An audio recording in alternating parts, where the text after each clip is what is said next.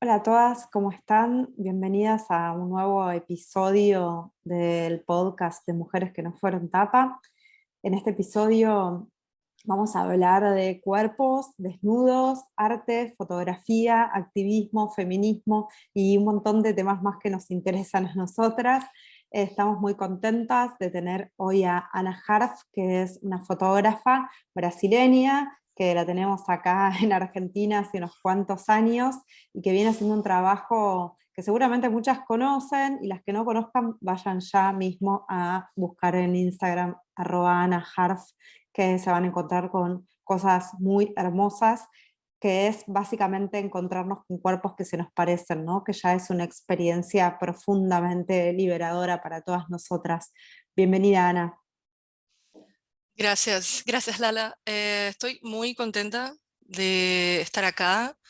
Sigo el espacio hace un montón y la verdad, como para mí es muy importante, para todas, para todes, todo lo que brindás y ofreces. Y nada, yo súper agradecida, así que agradecida y emocionada, así que muchas gracias. No, gracias a vos. Bueno, me parece que está bueno arrancar contando Mm. un poco cómo arrancaste. Eh, Vos vivías en Brasil, te viniste a Argentina más o menos en 2017, ¿puede ser? ¿O No, hace un poquito más que eso. Bueno, 2009?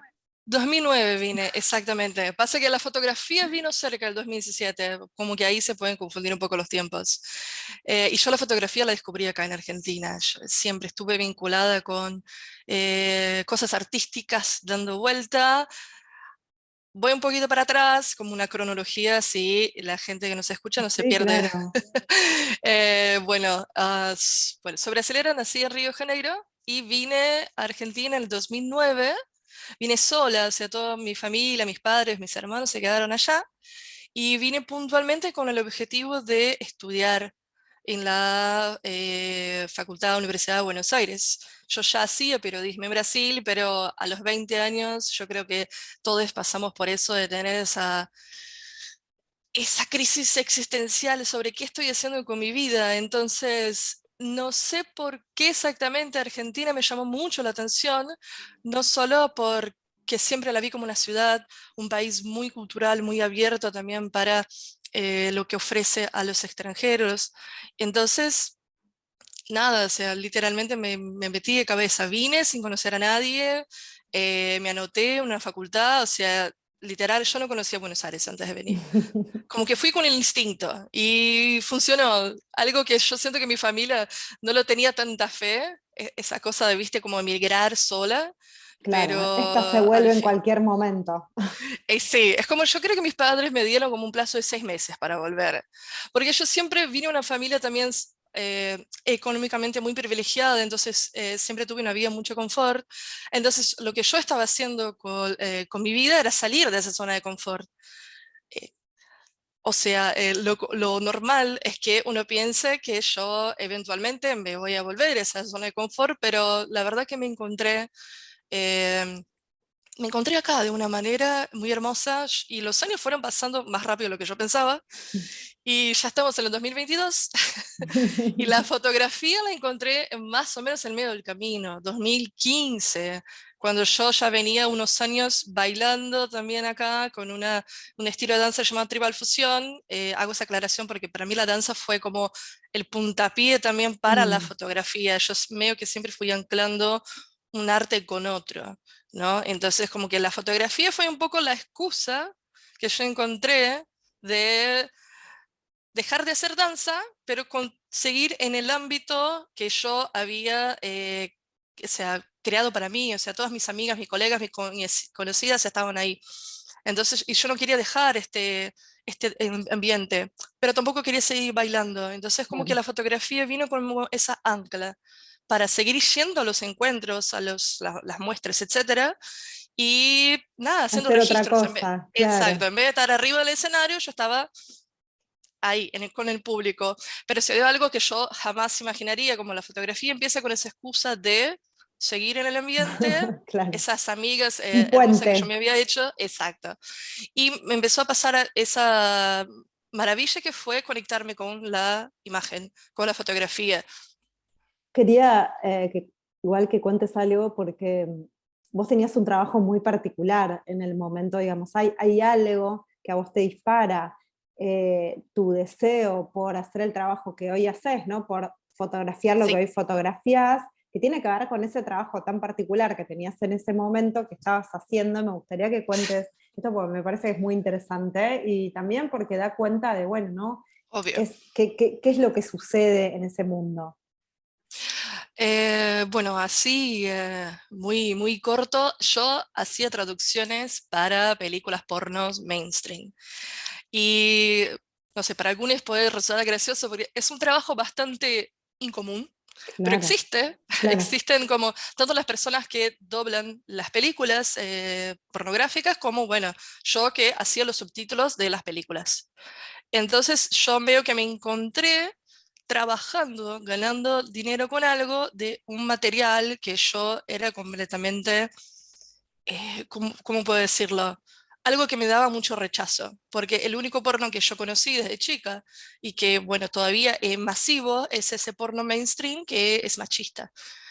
Entonces, como que la forma como yo tenía que diariamente ver el cuerpo de la mujer subjugado, objetificado, como que mostrado como esa mujer súper sexual, multiorgásmica, siempre perfecta, siempre lista, a mí me daba mucho enojo. Entonces, Mm. como que no sabía muy bien cómo lidiar con esa frustración, porque tampoco es que quería renunciar a mi trabajo, porque, bueno, de alguna manera tenía que pagar las cuentas. Claro. Entonces, la fotografía vino como esa catarsis. Desde el momento que yo entendí que la frustración, en vez de simplemente venir como algo que renunciar a mi trabajo porque yo no quería en lo que estaba haciendo, a transformarlo en algo que yo pudiera convertir en algo bueno.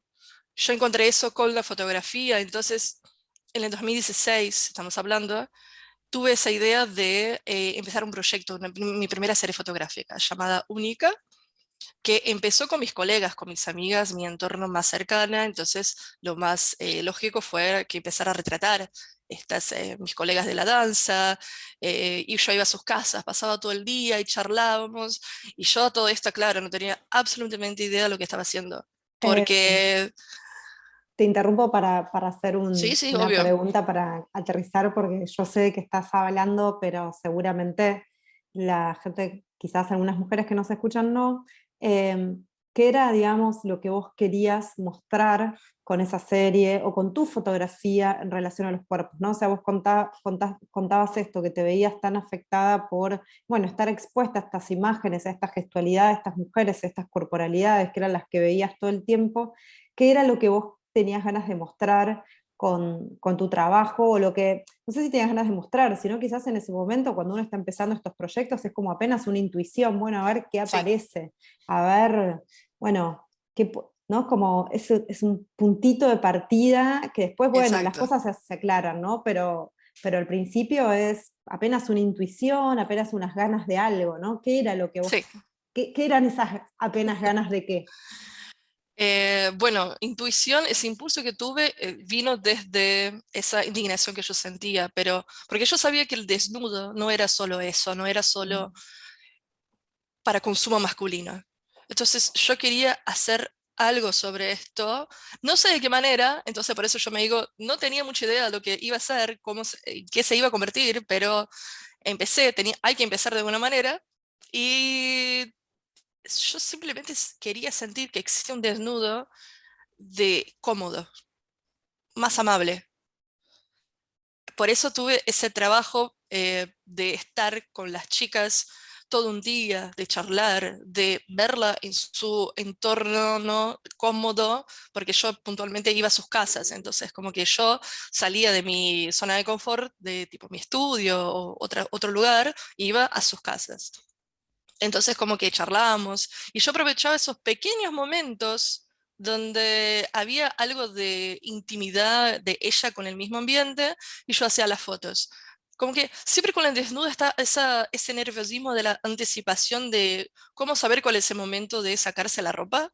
Y yo Mm. te digo que no hay una respuesta correcta y específica. Tiene mucho que ver con los tiempos de la persona, con el tiempo también del fotógrafo y cómo se desarrolla la sesión y el Debe objetivo de la ser sesión. muy extraño, ¿no? Es como me imagino la situación de que alguien venga a mi casa. O sea, tiene que haber un vínculo. O sea, me imagino que la existencia de un vínculo previo facilita muchísimo la experiencia, porque, digo, ¿no? Me imagino esta situación de que alguien venga a mi casa y yo me tenga que desnudar para ser fotografiada. Bueno, ¿no? Es un montón. Sí. Cómo generar ese clima donde eso sea posible, me lo imagino bastante desafiante, ¿no? Sí, pero hay algo como desde el vínculo, obvio que conocer la persona de antes te ayuda muchísimo, porque el vínculo se crea anticipadamente a Claro. momento X, pero yo siento que cuando vos te propones a estar desnuda y el fotógrafo a retratarte, ya como existe A un acuerdo. un acuerdo entre partes. Entonces como que ya desde este acuerdo existe la semilla del vínculo. Y cómo se desarrolla ese vínculo durante la sesión depende mucho, bueno, de también sintonías, de cómo cada uno también, personalidad de cada uno, pero no hay cómo saber el momento exacto, tipo, para mí, ¿no? Que yo suelo trabajar con charlar un montón y después hacer las fotos, no hay el momento exacto, yo digo, bueno, sácate la ropa, lo hacemos ahora, porque muchas veces las chicas literal me preguntan, ¿la saco ahora? Y yo siempre voy a responder, cuando vos quieras, cuando vos te sientas cómoda, porque también es eso, ¿no? Generar que ella sepa, y puntúa ella porque mi trabajo básicamente se echa con feminidades, sepa que está en un lugar seguro. Pero para que sepa que ella está en un lugar seguro, yo como fotógrafa tengo que mostrarme interesada por su historia. Entonces, como esos pequeños vínculos desde interesarse por una y saber cómo se siente, es lo que se genera también la comodidad, ¿no? Y también esa complicidad que dijimos antes, de hacer ese pacto, de saber qué es lo que va a pasar.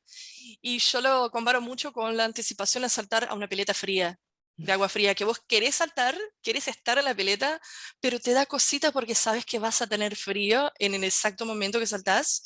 Pero una vez que saltás es todo muy hermoso y te quedas en el agua para siempre.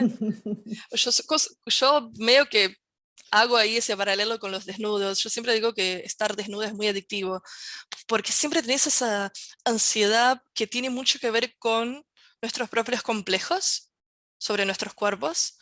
Pero una vez que te despís, literal y figurativamente hablando, nada, puede sonar cliché, pero realmente lo es muy libertador, porque no es solo una cuestión de cuerpo físico, es también vos trabajando un montón de prejuicios acerca del momento o de cómo yo te voy a percibir a vos con tu cuerpo y cómo vos te vas a percibir.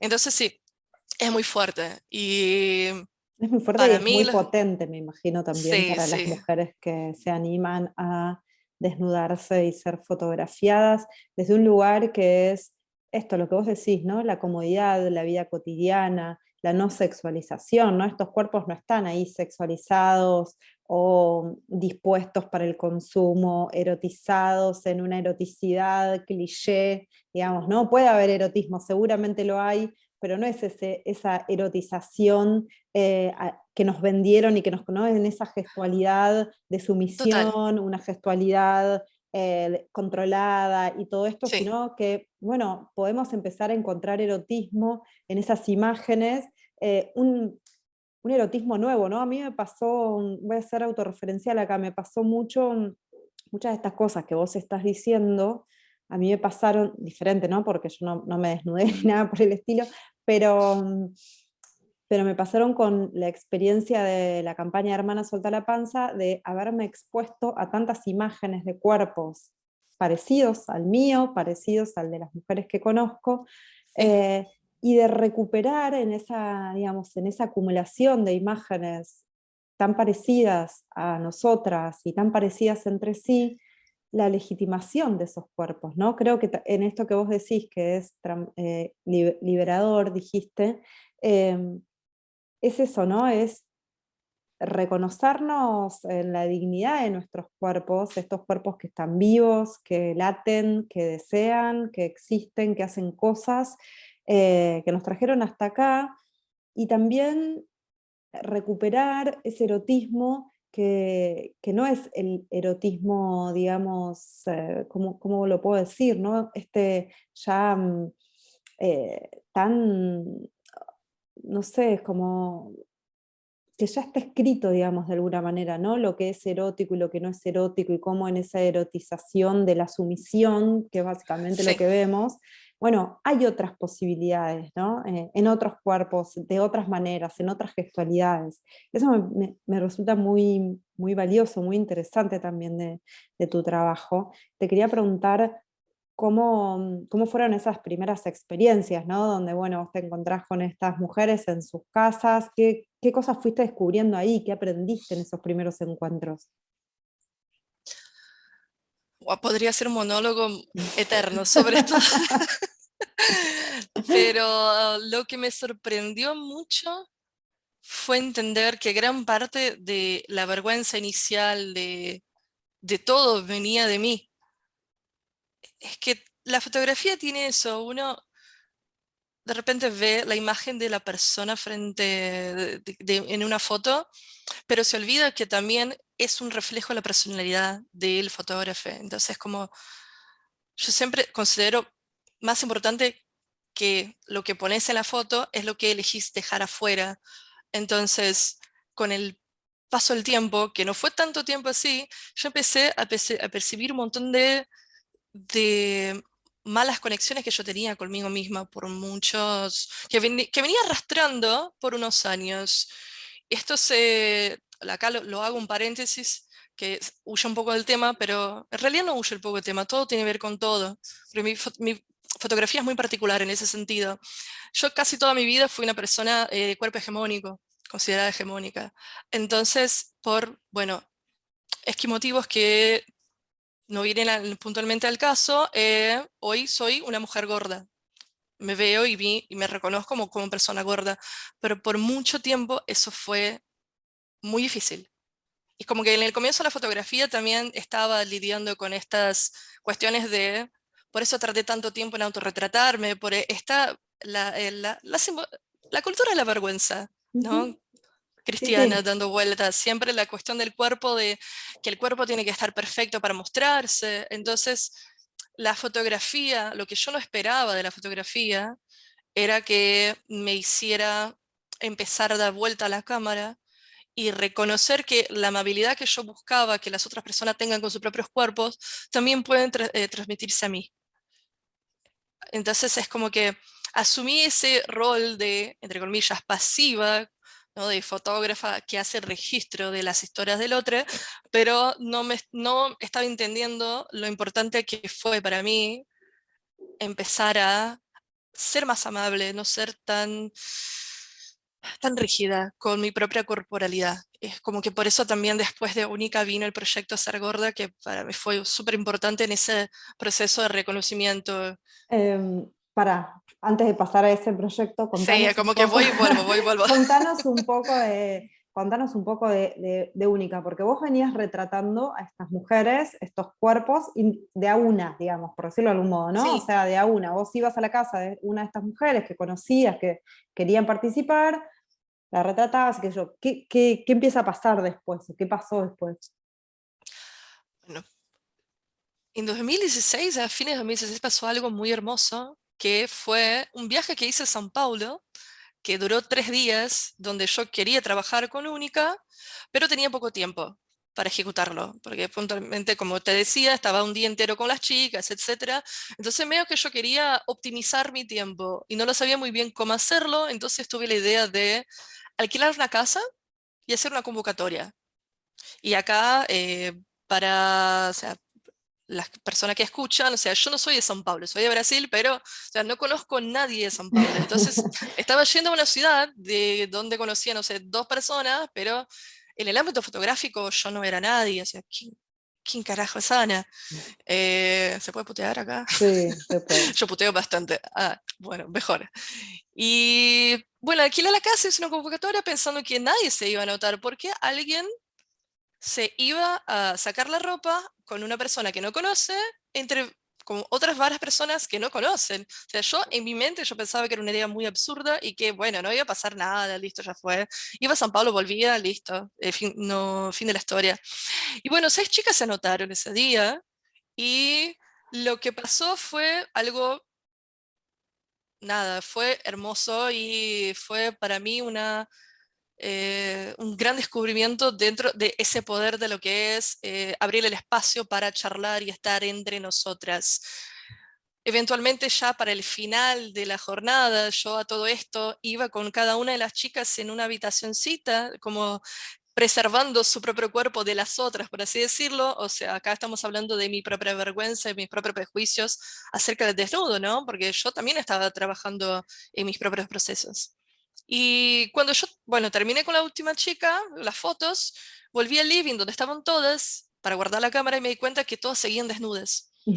Y como que esa escena yo nunca me voy a olvidar porque no lo esperaba y estaban todas tan felices escuchando música súper fuerte, ranchando, comiendo, nada, existiendo. ¿Viste? Como literal estaban desnudas, pero era como si no estuvieran desnudas por la cuestión de la comodidad, como no había ese auto prejuicio que nosotras nos ponemos cuando Ujú. estamos desnudas, tipo, ay, ¿qué va a pensar la otra, etcétera?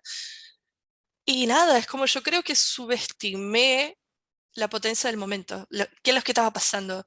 Como que estaba tan absorta que mi proyecto tendría que hacerse de a una, que no contemplé que eso se podía convertir en algo grupal. Y entonces como que de ahí, en el 2016, noviembre de 2016, saqué mi primera foto de desnudos grupales. Entonces, de hecho, ves las chicas abrazando, parece como un equipo de fútbol, o sea, viste como todas abrazándose, porque como un retrato muy formal. Y volví a Buenos Aires pensando, ¿habrá sido suerte? Porque las chicas se llevaron bien. ¿Podré repetir el patrón? O sea, ¿qué pasó ahí? Hice una otra convocatoria, 2 meses después, con la misma propuesta. Alquilé un espacio, hice una convocatoria pública, puse un número X máximo de personas y vamos a ver si alguien se anota. Se anotaron 10, o sea, un poco más que antes. Pasó lo mismo. Y después, 3 meses después, hice otra convocatoria, pasó lo mismo y siguió pasando, Lala. Y fue algo que tipo, con frío, con calor, todo, ¿ah? Las chicas reponían el cuerpo. O sea, 6 grados, estar desnudas, vamos, listo, estamos acá. Incluso una de mis fotos más icónicas, que son un montón de chicas desnudas haciendo como una recreación de la creación del hombre de Michelangelo, fue con 5 grados. Y es como, y no parece, las chicas tan divinas. Y es cuando yo me di cuenta, quizás no era que yo era ingenua, porque también es como somos educadas no solo por esa cuestión de competencia femenina y la cuestión de que sintamos de que todo el mundo nos está juzgando todo el tiempo. Yo siento que quizás subestime la potencia de la grupalidad, ¿no? De lo que es estar juntas y poder hablar sobre las mismas cosas que nos afectan. El mismo, yo siento, elemento que pasa cuando vamos a una marcha. Como que hay algo en el aire. Es muy quizás filosófico decir, pero vos lo sentís. Y entonces, no sé, como que en una marcha de mujeres te sentís más cómoda, más libre, menos juzgada. Entonces, hay algo que en muchísima menor escala pasas en ese encuentro de fotografía, de sentir que estamos allá por el mismo objetivo, no tanto por sacar las fotos, pero para poder estar en un ambiente seguro donde podamos hablar sobre qué es lo que nos afecta, cómo nos percibimos. Y no es por menos que cuando cada vez que yo hacía una convocatoria, la mitad de las chicas que volvían eran las chicas que estaban en el encuentro anterior.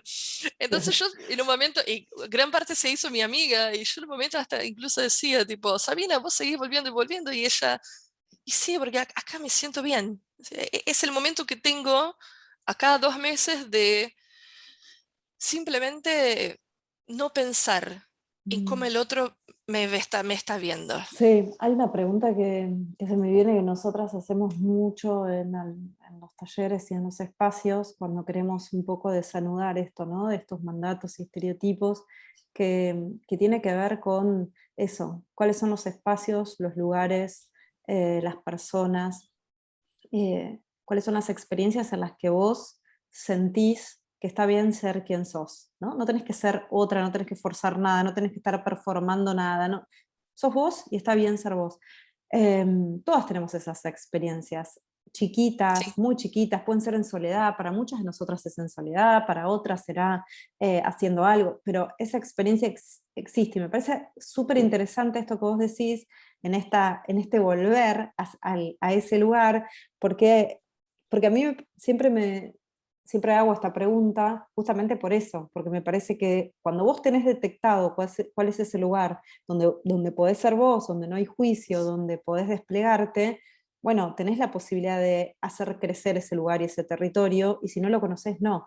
Esto de volver a ese lugar donde estas mujeres podían ser quienes eran, donde no había juicio y demás, ¿no? Una experiencia de placer, seguramente, sí, de mucho placer para muchas de ellas, tiene que ver con esto, ¿no? Con expandir ese territorio, expandir esa experiencia, hacerla crecer, tener más de eso en nuestras vidas.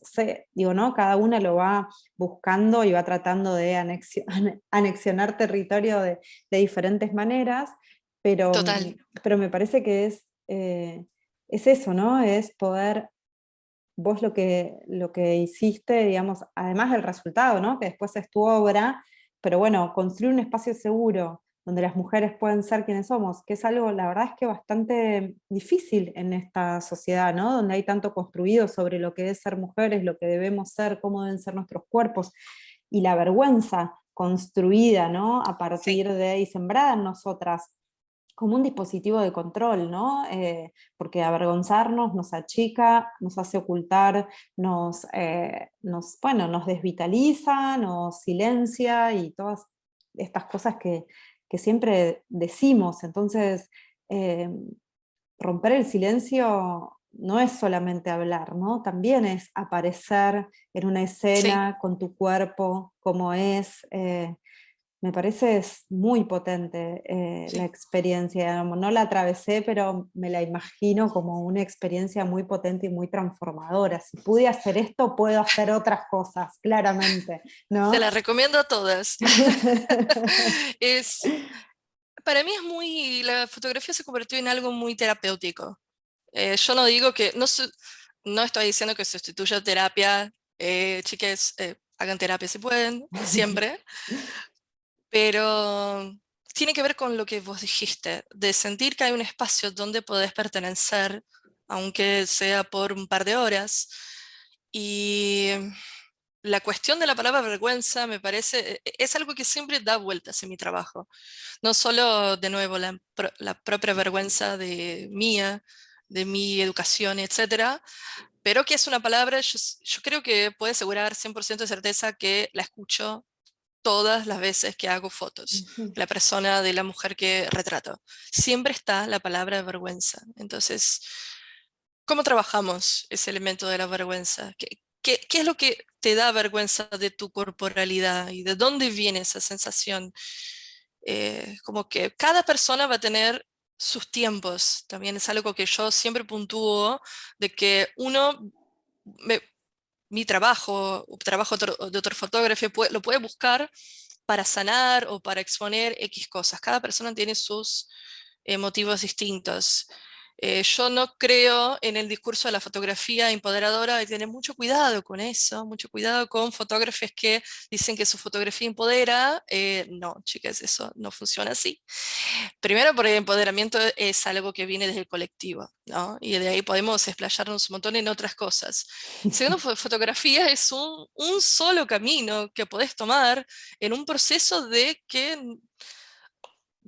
tantas cosas. Fotografía no es solo sanación. Las chicas buscan mi trabajo por X motivos, sea para regalar fotos a otra persona, sea para hacerse un regalo, sea para eh, registrar un momento con una colega o con su novia, su novio. Entonces, ese impulso de poder registrar el cuerpo en X momento de su vida, la mayoría de las veces tiene que ver con intentar sobrellevarse la cuestión de la vergüenza para generar un vínculo más amable consigo misma.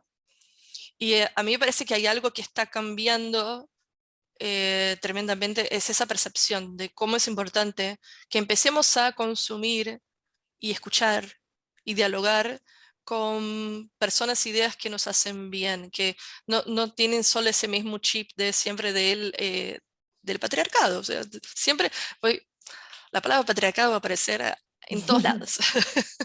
Porque Em, es así, es como tenemos que aprender a generar un vínculo sano con nuestra corporalidad desde varios ámbitos. La fotografía es un solo camino, no es la solución de la cuestión. sí, Nunca sí, claro. es la solución. Te quería preguntar algo que me quedó dando vueltas, que es ¿por qué le habías puesto única a esa serie, a ese trabajo?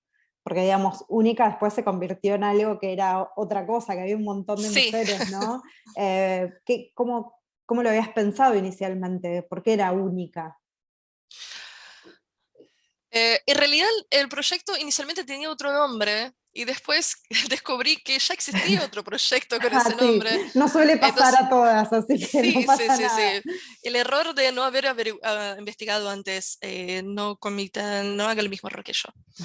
Pero se iba a llamar en realidad Yo Desnuda, justamente porque yo quería trabajar la individualidad del Claro. yo desnuda. O sea, ¿y qué significa eso para mí? Pero la palabra única también sirve para esto, si lo vas a ver, porque va desde esa idea de individualidad, que cada una tiene sus procesos. Entonces funcionó bien. Y lo tercero es que también soy pésima buscando nombres para series, entonces como que bueno, no me Sí, voy a está extender mucho. buenísimo. No, Sí, me parecía interesante igual varias cosas que tienen que ver con esto, ¿no? De cómo son los recorridos y los caminos nuestros, de las personas, ¿no? En general, cómo en general lo que hacemos como artistas, como activistas y demás, tiene mucho que ver con nuestra propia historia, generalmente, ¿no? O sea, sí, hablamos de lo que necesitamos hablar, y eso me parece que está buenísimo siempre decirlo, porque si no parece que eh, o por ahí hay como un mito, ¿no? Como de si vos hablaras de algo porque de eso sabes o porque se te ocurrió una idea brillante sobre eso que va a esclarecer a la gente. Lo cierto es que hablamos de lo que hablamos porque seguramente lo que hablamos nos tocó la piel, nos la toca, tiene que ver con nuestra historia, con nuestras propias vergüenzas y con nuestras propias heridas en general, ¿no? Entonces, eso me parecía súper interesante, como vos lo decías, con mucha honestidad. Y también esto de cómo son los caminos, ¿no? Porque viste que hay mucho en estos discursos sobre el éxito, la felicidad y todo esto que parece que es un camino lineal hacia un lugar, ¿no? Donde vos tenés una estrategia y sabes todos los pasos y el recorrido y qué sé yo, y que esto y que el otro. Y, y la verdad es que no es para nada así, ¿no? En no. general, digamos, es todo pura intuición y tanteo, como vos decías, bueno, yo hice esto, empecé a hacer esto porque esto, y después me fue llevando hasta acá, y pensé que iba a fotografiar mujeres solas, y de repente me doy cuenta de que hay algo en la imagen del grupo que tiene una potencia, ¿no? Y bueno, y los Sí. pasos siguen. Y eso me Y parece que una cosa se fue desarrollando a otra y así. Me parece súper valioso contarlo de esa manera también para desmitificar esta idea, ¿no? De que, bueno, los lugares se llega por un camino pretrazado. La verdad es que la vida tiene bastante poco de eso, por lo menos la mía, no sé si la de todos, pero bueno, escuchando personas como vos también que han cambiado, ¿no? También el curso de sus vidas y demás, bueno, me parece interesante tener en cuenta también, ¿no? Estas cosas, tomar de las historias estas cosas bueno, que vienen también a controvertir el relato hegemónico de cómo debemos vivir la vida y cómo son las cosas, ¿no? Te quería preguntar, ¿qué te pasó a vos? Bueno, un poco ya contaste, ¿no?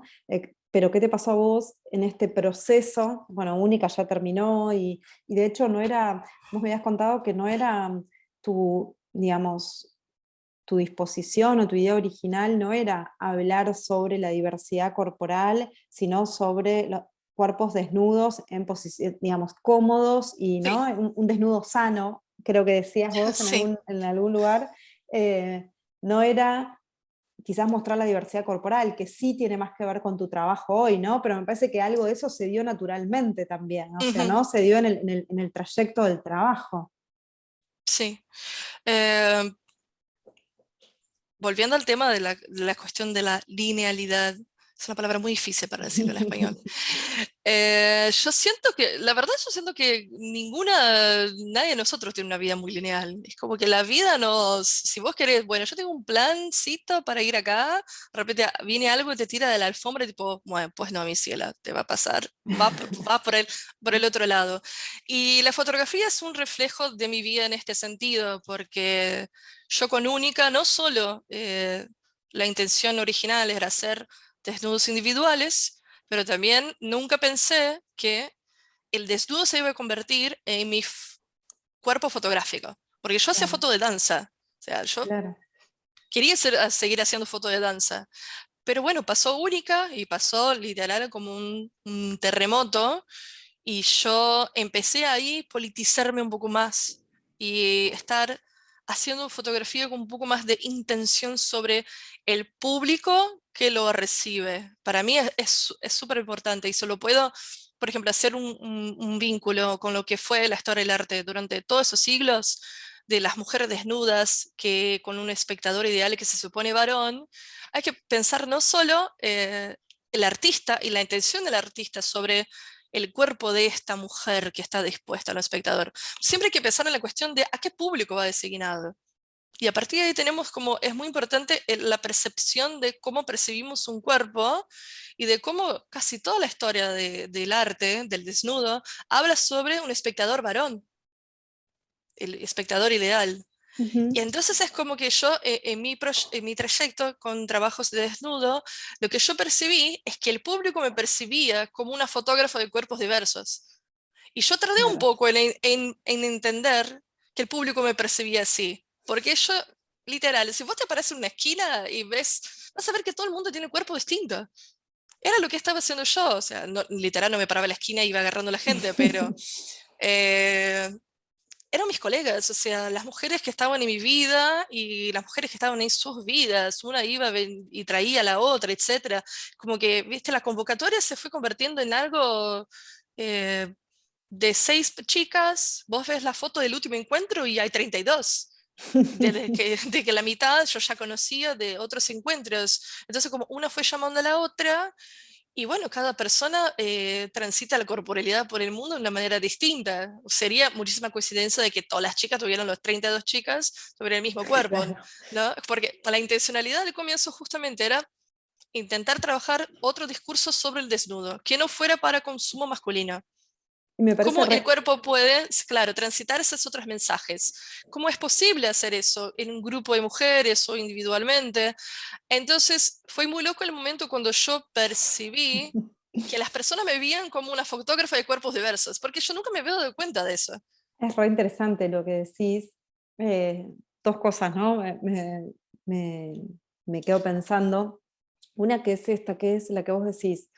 Los cuerpos diversos en realidad son todos los cuerpos, nuestros cuerpos, pero estamos tan seteadas en esta, Sí, seteados, ¿no? Está tan internalizado el ideal de belleza que el ideal de belleza en términos de cuáles son los cuerpos que pueden ser mostrados, cuáles son los cuerpos visibles, que es un ideal construido con muy pocos cuerpos, todos iguales. O sea, vos lo que decís es, la verdad exacto. que hubiera sido rarísimo que toda esta gente que viene a sacarse foto tenga los mismos cuerpos. O sea, ¿no? Nuestros cuerpos varían, más, menos, gorda, flaca, la panza así, las tetas Claro. así, qué sé yo, A las menos que yo caderas, estuviera haciendo un la cintura. casting. Claro, a Sí, menos que vos estuvieras haciendo un casting. Ahora, tenemos tan, eso es como la normalidad, eso es lo que sucede, es lo que es la vida. Ahora, tenemos tan internalizada esta idea de que la normalidad, entre comillas, es esos cuerpos, son esos cuerpos de casting, son esos cuerpos todos iguales, donde las mujeres tienen la misma altura, pesan lo mismo, tienen la misma forma, las mismas mamas, todo es idéntico, que es ese pequeño grupito de cuerpos eh, invisibilizan el registro del resto de los cuerpos, o sea, se nos hacen invisibles el resto de los exacto. cuerpos, el cuerpo de Sí. nuestras compañeras, el cuerpo de la señora que está adelante mío en la cola del supermercado, las de las mujeres que están en el colectivo, son cuerpos que se parecen al mío, que tienen algunas similitudes entre sí o con otras, pero son todos diferentes y sin embargo todos esos cuerpos no están legitimados por la fotografía, por el arte, por ¿no? esta idea, Sí. cuando vos decías esto, ¿no? el público al que está dirigido es la mirada del varón, y esa mirada del varón, de cómo debe mirar el varón, es la mirada que todos tenemos internalizada, Exacto. nosotras Sí, también. sí. Y es tremendamente violento para nosotras mismas, para las otras, ¿no? Digo, socialmente.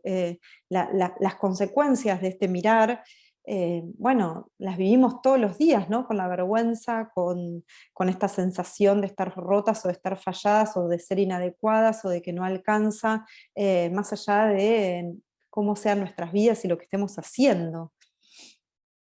Sí, yo me acordé de una historia, hablando del tema de cuerpo patrón, ¿no? Y todo lo que fue la historia del arte, a mí siempre me asombra el hecho de que allá, para el 600 a.C., se hizo una estatua de la Afrodite de Cnido, que fue el primer registro de una mujer desnuda basada en el cuerpo de una cortesana X, que después esa estatua fue la relectura para la Venus de Botticelli más de 1000 años después, que fue como el icono de la Venus que conocemos, entonces, y eso se fue replicando en el que es el de un de Renacimiento, en la fotografía, etcétera, y pensar entonces que todo esto del cuerpo de la Venus fue todo el registro a través del cuerpo de una sola mujer. Entonces, cuando me acuerdo de esa historia, siempre como me asombra, como nos vemos el canon a partir de un solo modelo, cuando la singularidad nunca fue una manera de transitar la corporalidad de una forma Tal cual. sana. Entonces, por eso también me asombró cuando yo me di cuenta de cómo el público me veía como la fotógrafa de cuerpos diversos, porque yo siento que estaba muy focada en la cuestión del transitar la historia del cuerpo desnudo de otra manera. Entonces, como que no estaba prestando atención en qué cuerpo existía, pero estaba prestando atención en cómo contar esa historia. Y entonces cuando a mí me prendió el chip de que el público me percibía como una persona que estaba trabajando con cuerpos diversos, fue cuando yo empecé a ser un poco más consciente, políticamente hablando, sobre mi fotografía. Eh, Obvio, siempre también transitando mucho mi historia personal, porque me gusta mucho también entender mis propios procesos, y yo siento que cuando trabajas con algo artístico y trabajas desde un lado, yo creo que sincero, como que tiene que transitar esa cuestión también de tu propia historia. Es como que mi fotografía, por más que sea de grupos, fotos grupales, habla mucho también sobre mí, sobre un mundo que a mí me encantaría ver. Como que yo siempre digo, no sé, mi portfolio, mi perfil de Instagram es un mundo que yo invento en mi cabeza, el mundo perfecto, que a mí me encantaría que existiera. Y hay veces es muy loco como recibo comentarios, precisamente, no me sorprende, en fotos de mujeres gordas, de comentarios de personas diciendo por qué. Como que cuestionando la existencia de por qué hice esta fotografía. Y yo en mi cabeza, como te juro, no lo puedo entender. O sea, ¿por qué? ¿Por qué no? ¿Por Porque qué sí, siempre hay que? Sí, porque sí. porque O sea, ¿por qué puedo, siempre? claro. Porque puedo, exacto. Porque soy, porque existe, porque está. ¿Y por qué quiero? Porque es mi trabajo, es mi fotografía. O sea, si a vos no te gusta, puedes hacer Seguí fotografía de de otras cosas. largo, hace otra Sí, cosa. puedes también primero seguir de largo, después puedes hacer otro tipo de fotografía. Léase la misma fotografía que se viene haciendo hace mucho Claro. tiempo.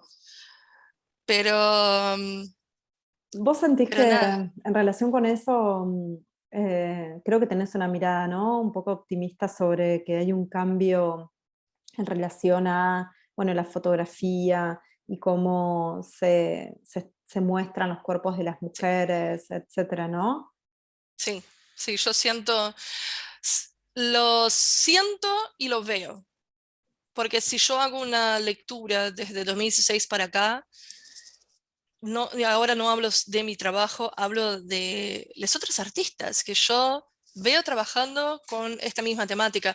2016, cuando yo empecé, que después que hice la investigación de que había otra chica que estaba trabajando en un proyecto con el mismo nombre que yo quería que se llamara el mío, me di cuenta que había como 2 o 3 fotógrafos que hacían desnudos grupales, que, con cuerpos que no eran hegemónicos. Y ahí, hoy por hoy, vos encontrás un montón. Un montón, pero no solo fotógrafos, estoy hablando de pintores, de ilustradores, todas esas personas que trabajan con visuales y que vos ves que hay una intencionalidad mucho más grande en incorporar otras razas, etnias, otras personas, cuerpos, etcétera. Es como que el público está cambiando. Por ende, los artistas también van cambiando con esa... se autocomplementa en realidad. Ujú. Como que es ¿Y, ese ciclo vicioso. y cómo te está yendo con la censura, digamos, ¿no? En redes A mal. sociales. Pésima. No, eso no cambió.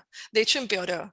Mm, Empeoró y yo siento que tiene mucho que ver también cómo se está desarrollando en el ámbito social, de cómo las personas están mucho más agresivas con ciertos tipos de tópicos o... eh, nada, pero de nuevo, las redes sociales, la censura de las redes sociales es un algoritmo, varios algoritmos, pero los algoritmos las hacen las personas. sí, claro, es una decisión política lo que Exacto. se censura y lo que no se Exacto. censura en O sea, redes sociales. existe una inteligencia artificial, pero en que realidad es moderada por personas. Entonces, Claramente. como que al final del día, si está empeorando la cosa, precisamente para quien trabaja corporalidades diversas, es porque también está cambiando la mentalidad de quienes alimentan esos Mm, algoritmos. sí, Y esto eso me parece muy preocupante. sí, y hay una censura también bastante, digamos, no tan manifiesta, porque una cosa es cuando te bajan las publicaciones, porque ¿no? Dicen que incumple las normas, que bueno, todo el tiempo vemos cuerpos de mujeres semidesnudos, sexualizadas, que tienen millones de seguidores, y esas normas, esas fotos no incumplen las normas de la comunidad, No, nunca, muy nunca. llamativamente, eh, pero también hay otra forma de censura que es mucho menos visible, que es cómo las redes sociales muestran más determinados cuerpos, ¿no? Como el algoritmo elige mostrar determinado color de piel, determinada gestualidad sexualizada, determinada cantidad de piel, más que otras, ¿no? O sea, los cuerpos diversos, entre comillas, digo, ¿no? Que son todos los nuestros. Bueno, esos cuerpos no se muestran. A nosotras nos pasó un montón con la campaña Hermana Soltar la Panza, que nos bajó la visibilidad a muy poco cuando empezamos a mostrar esas imágenes. Y bueno, después me puse a investigar y hay estudios y hay investigaciones que se Sí, hicieron que muestran esto. Y coincido con vos, y esto me parece que es interesante porque, bueno, vos, digamos, venís de Brasil y creo que allá, ¿no? O sea, pudieron atestiguar muy claramente todos estos procesos de que se empiecen a legitimar los discursos de odio hacia las mujeres y las disidencias, desde la política, desde los medios de comunicación, desde todos lados, y cómo esto va creciendo, ¿no? Y bueno, después sí. aparecen estos personajes gobernando países, como bueno, puede ser, no sé, esto, ¿no? Trump, Bolsonaro, y bueno, y acá no estamos tan lejos, Sí. con estos personajes de la ultraderecha que bueno, ¿no? Que tienen tanta visibilidad en los medios y en todos lados y tanta recepción social, desparramando discursos de odio. Me parece que quizás esto que vos decís tiene que ver con esto, que yo siento que hay una habilitación Sí. por parte de los medios y de las instituciones a estos discursos de discriminación, de segregación, de odio, de la diferencia, que bueno, que después se ve plasmado en cuestiones más concretas y materiales, Ujú, ¿no? Que son las claro. agresiones y, bueno, ¿no? Y la pérdida de derechos y una serie de cuestiones, y que todo empieza con risas y cosas que parecen absurdas y graciosas y no Exacto. lo Todo son. empieza como, este es un chiste, no puede ser que alguien como Bolsonaro eventualmente se haga presidente. Yo me acuerdo con mi pareja hace unos años, vimos un video de Bolsonaro y Pablo, que es mi pareja, decía, Este señor es un payaso, o sea, no puede ser que la gente lo tome en serio". Yo me acuerdo perfectamente que le dije en su momento, casi como una premonición, y tipo, le comenté, este payaso tiene grandes posibilidades de ser el próximo presidente. Así como lo ves, así la gente lo vota. Porque con el tal de que la izquierda, entre comillas, vamos a decirlo, la amenaza comunista, ¿no? Siempre Mm. lo mismo, no esté en el poder con el tal de, se lo vota. Y lo vea y eso en, bueno, mi familia toda es de derecha. O sea, yo siento que soy la única. Debe ser La por eso oveja que me vine negra. corriendo a Argentina. Sí, es como que, bueno, voy para otros lados. Yo vengo de una familia que es de militares, entonces el discurso, el voto de ellos tiene totalmente que ver con, con su vida, nada, con la manera que yo fui creada por personas que avalan el discurso de personas como Bolsonaro, como Milei, como Trump, y lo ven como la salvación de la amenaza comunista.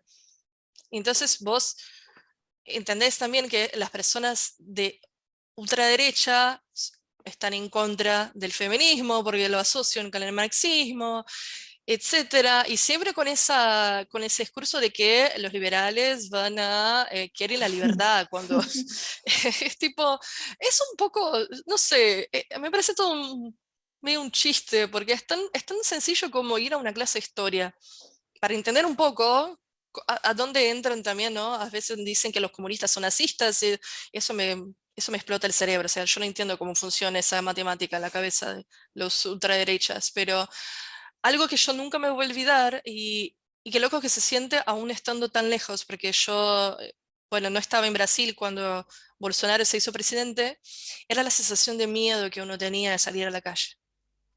Pero personas golpeadas por usar el color rojo en la calle, estoy hablando de cosas muy absurdas, de parejas gays dejando de darse las manos, la violencia extrema y avalada por un discurso de alguien que iba a ser el próximo presidente. Ujú. Y cuando se hizo presidente, eh, todos nosotros teníamos mucho miedo, o sea, ¿qué va a pasar ahora?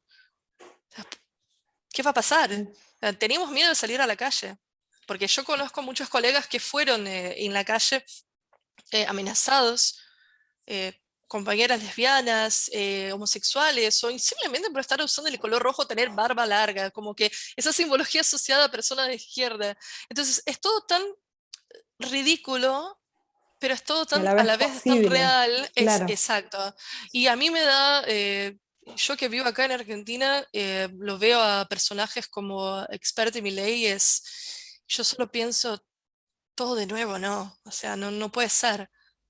No puede Sí, ser, o sea, es un panorama, la verdad es que bastante eh, desalentador por, como mínimo, ¿no? sí, Y este miedo que vos sentís y demás, yo creo que, digamos, somos muchas, por lo menos que desde las disidencias sexuales y los feminismos, que también, ¿no? Empezamos a pensar en, bueno, ¿cómo serían nuestras vidas si estas personas están en el gobierno, ¿no?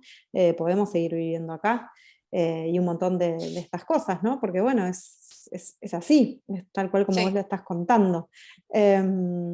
Volviendo a tu trabajo y ya para ir terminando, ¿en qué andas ahora?